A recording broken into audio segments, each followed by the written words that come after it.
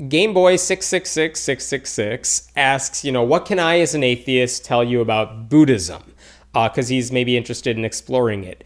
I'm not going to claim to be an expert on Buddhism, but there are a few things that atheists at least should be aware of when it comes to Buddhism, which is one, it's non-theistic. I've made videos before about how I grew up as a Jain, which is also a non-theistic religion.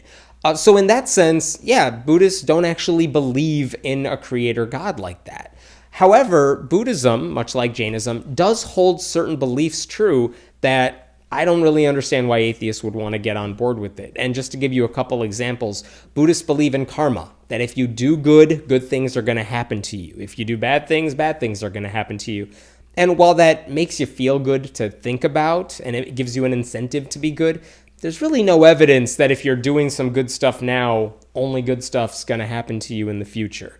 Good things are going to happen, bad things are going to happen. Hopefully you can create your own good luck in that sense.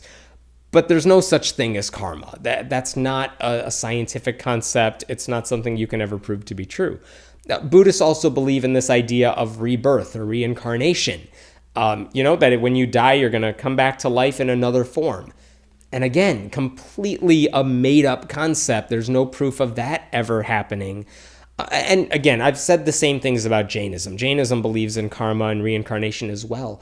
And that's the part of the reason I left that faith, because I just couldn't get on board with their supernatural ideas.